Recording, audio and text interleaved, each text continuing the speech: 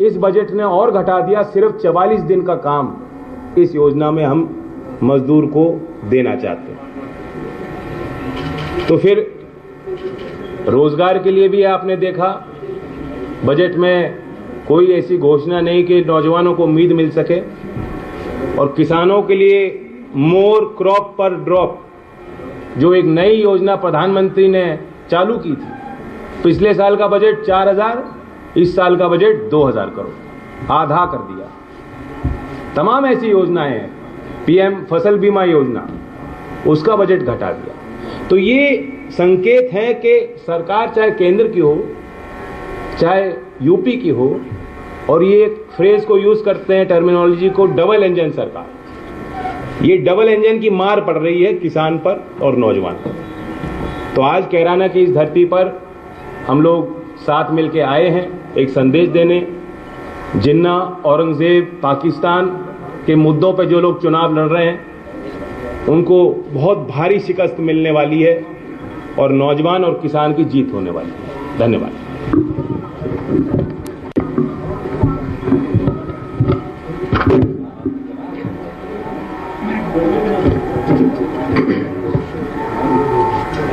हमारे साथ प्रेस में जयंत चौधरी जी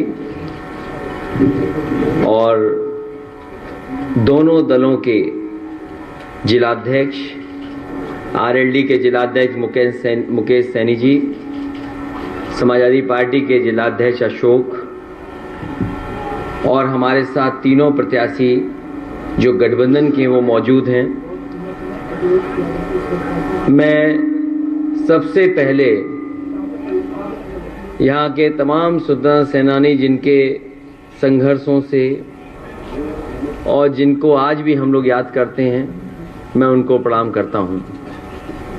जहाँ पहले चरण का चुनाव किसानों का चुनाव होने जा रहा है, ये इलाका वो है जहाँ किसान जागरूक भी है, किसान समझदार भी है, और किसानों के लिए जिन्होंने सबसे पहले एक रास्ता दिखाने का काम किया, उनको आर्थिक रूप से मजबूत करने का काम किया, मैं चौधरी चरण सिंह जी को याद करता हूं।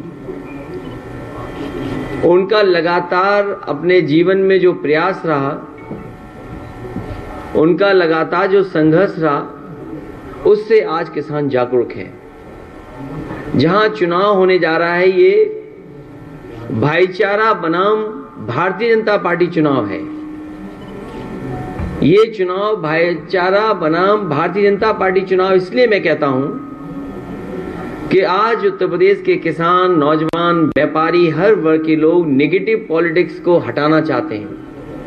जो नकारात्मक सोच से राजनीति करना चाहते हैं, उन्हें हटाना चाहते हैं। और आपने पूरे उत्तर प्रदेश में देख लिया है, इतना आक्रोश और तिरस्कार किसी भी नेता का नहीं हुआ होगा जितना भारतीय जनता पार्टी के विधायक और उनके लोगों का हो रहा है। जहां जहां से आप जानकारी करेंगे, वहां खबरें आ रही हैं कि भारतीय जनता पार्टी के नेता जिन गांवों में जा रहे हैं, वहां जनता आक्रोश में है, और कई जगह इनके विधायक, इनके नेताओं को तिरस्कार का सामना करना पड़ रहा है। कल ही देश का बजट आया, कहते हैं अमृत काल का बजट है, अमृत बजट है। तो पिछले जितने भी बजट थे वो क्या जहर थे? ये भारतीय जनता पार्टी के लोग सोचते हैं कि हम शब्दों के खिलवाड़ से लोगों को भ्रमित कर सकते हैं। अमृत काल का बजट, अमृत बजट कहना, पिछले जो भी बजट थे वो जहर समान थे क्या? और अगर हम सही मायने में देखें तो भारतीय जनता पार्टी भी देखिए क्या है, गरीबों के लिए हीरे सस्ते किए हैं, चप्पल जूते सस्ते किए हैं। कितने गरीब को लाभ होगा हीरा अगर सस्ता हो जाएगा तो? जूते चप्पल सस्ते किए। और सच तो ये है कि रोजगार को लेकर के और अपनी परेशानी को लेकर के लोगों के जूते घिस गए हैं। एक भी परेशानी का ये निराकरण नहीं कर पाए हैं। इसलिए जहां Bharatiya Janata party negative politics कर रही, नकारात्मक राजनीति कर रही है, गठबंधन भाईचारा को लेकर के आगे बढ़ेगा। मुझे खुशी है कि शामली में भाईचारा का स्तंभ बनेगा। तीनों के तीनों प्रत्याशी गठबंधन के ऐतिहासिक जीत करके जाएंगे। हम भरोसा दिलाना चाहते हैं जनता को, जो समाजवादी पार्टी और गठबंधन ने वादे किए उन वादों को पूरा करेंगे। सबसे बड़ा यहाँ के कर्मचारियों की मांग हमेशा रही कि ओल्ड पेंशन बहाल हो। मैं अपने कर्मचारी संगठनों को और कर्मचारियों को भरोसा दिलाता हूँ कि पुरानी पेंशन बहाल होगी। वहीं घरेलू बिजली के लिए 300 यूनिट और सिंचाई पहले की तरह किसानों को मुफ्त होगी। ये सरकार ऐसी है जो खाद नहीं दे पाई, अभी भी चीनी मिलों का भुगतान नहीं कर पाई, और जहां पर बिजली उत्पादन बढ़ाना चाहिए था, भारतीय जनता पार्टी ने केवल बिजली महंगी की है। जिसके पास भी बिजली का बिल आता होगा उसे जरूर बिल देख करके करंट लगता होगा। हम दोनों लोग, गठबंधन के लोग, एक उम्मीद के साथ जनता के बीच में आए हैं। उम्मीद और डर का चुनाव भी है। भारतीय जनता पार्टी के लोग डरा करके चुनाव लड़ना चाहते हैं। मैं आने वाले समय में भरोसा दिलाता हूं कि जिस तरीके से 100 नंबर जो अब 112 हो गई है, पहले तय था कि हर 8 किलोमीटर पे एक गाड़ी होगी या 12 किलोमीटर के बीच में गाड़ी होगी। अगर कानून व्यवस्था को और ठोस कानून व्यवस्था मजबूत करने के लिए अगर गाड़ियों को बढ़ाना भी पड़ेगा और फोर्स को बढ़ाना पड़ेगा तो समाजवादी सरकार में फोर्स बढ़ेगी। अभी तो पुलिस को जो इंतजाम किया था कि 15 मिनट में पहुंच जाए, 20 मिनट में पहुंच जाए, लेकिन जब गाड़ियां दुगनी हो जाएंगी तो मैं समझता हूं पुलिस का रिस्पांस सिस्टम जो बनाया था समाजवादियों ने, वो कम समय में मदद के लिए पहुंच जाएगा और जो भी कानून व्यवस्था के साथ खिलवाड़ करेगा उसके ऊपर सख्त से सख्त कार्रवाई होगी। मैं ये भरोसा देता हूं। इन्हीं शब्दों के साथ मैं एक बार फिर शामली की जनता से और आसपास के हमारे जितने भी पहले चरण के चुनाव हैं, मैं अपील करता हूं अपने प्रेस के साथियों के माध्यम से कि एक एक प्रत्याशी को जिताने का काम करें। लगातार हम लोग जा करके अपील कर रहे हैं कि जिताएं। यहाँ के इस गठबंधन और समाजवादी पार्टी के जो प्रत्याशी हैं प्रसन्न चौधरी जी, मैं उनके समर्थन में आपसे अपील करता हूं उनकी मदद करें। दूसरे प्रत्याशी अशरफ अली हैं, मैं उनके लिए भी सहयोग चाहता हूं, समर्थन चाहता हूं। तीसरे नाहिद हसन की और समाजवादी पार्टी की इकरा हसन बैठी हैं, मैं समाजवादी पार्टी के प्रत्याशी उनके समर्थन में भी और उनके सहयोग में भी आप सबसे अपील करता हूं कि ऐतिहासिक वोट देकर के ऐतिहासिक जीत दिलाने का काम करेंगे। अभी योगी आदित्यनाथ ने बयान दिया जो काफी वायरल हो रहा है, जिसमें उन्होंने बोला केरल मुजफ्फरनगर में गर्मी का। तो आप देख रहे हैं कि केंद्र सरकार के बजट पर, आम बजट पर अखिलेश यादव और जयंत चौधरी दोनों ने निशाना साधा है और कहा है कि अगर ये बजट अमृत है तो पिछले बजट को लेकर उन्होंने कहा कि वो जहर थे। क्या नकारात्मक राजनीति करने वालों को हटाना है। अखिलेश यादव ने एक बार फिर से जोरदार तरीके से हमला किया है। पहले दिन मैं नहीं सुन रहा हूं, पहले दिन की ये बात नहीं है जिस तरीके से वो बात कर रहे हैं। और मैं तो कहूंगा कि इलेक्शन कमीशन इस बात की नोटिस ले कि एक मुख्यमंत्री की भाषा ही नहीं हो सकती। और जहां तक गर्मी का सवाल है, जिस दिन गर्मी खत्म हो जाएगी उस दिन हम लोग मर जाएंगे।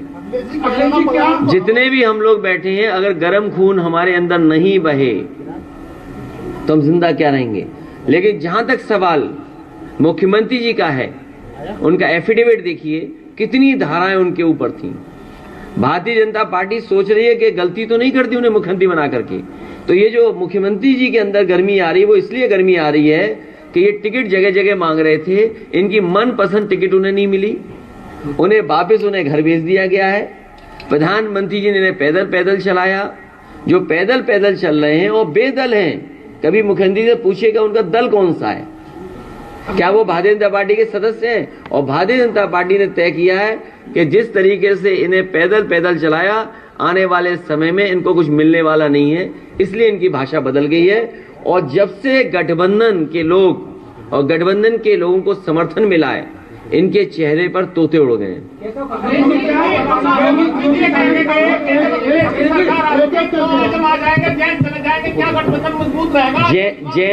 जयंत चौधरी जी का जो सम्मान है, पहले चुनाव से हमारे साथ हैं और लगातार समाजवादी पार्टी उनको वही सम्मान देती रहेगी। सवाल ये है कि भारतीय जनता पार्टी घबराई हुई है कि किसान इस बार समर्थन कर रहा है गठबंधन का, और किसान ये महसूस कर रहा है कि उसके मान सम्मान का चुनाव है। क्या लोग भूल जाएंगे वो जीप चढ़ा दी गई किसानों के ऊपर जिनकी जान चली गई? क्या भारतीय जनता पार्टी के पास उसका जवाब है कुछ?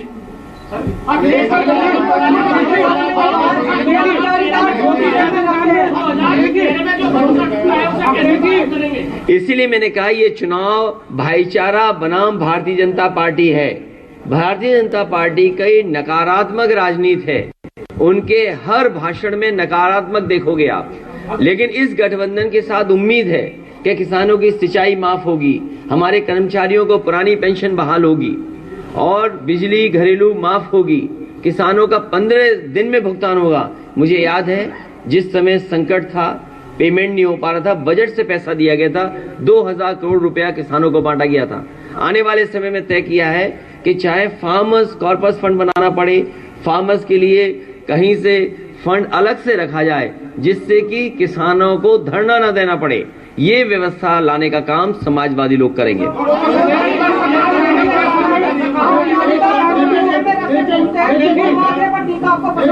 कौन कह रहा? अरे तुम लगा दो टीका। कौन कह रहा है?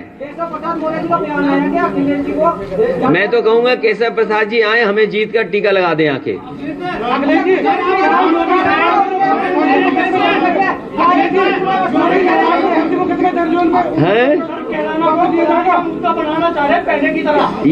ये देखिए वो कंफ्यूज हैं।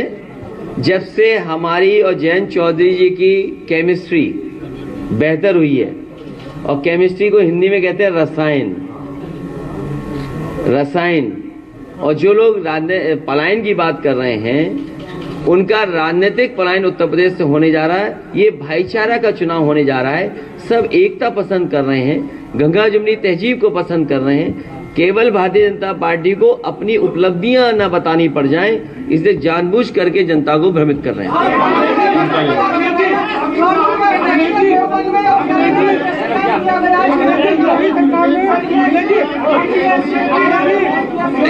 इनका सवाल फिर आपका ले पूछिए। जी जी जी जी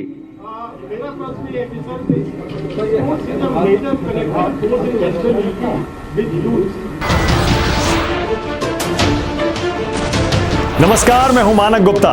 अगर आपको हमारा ये वीडियो पसंद आया हो तो इसे लाइक और शेयर जरूर करें, और हां, हमें सब्सक्राइब और फॉलो करना ना भूलें ताकि आप देश और दुनिया की कोई खबर मिस ना करें। तो जुड़े रहिए हमारे साथ और देखते रहिए न्यूज़ 24।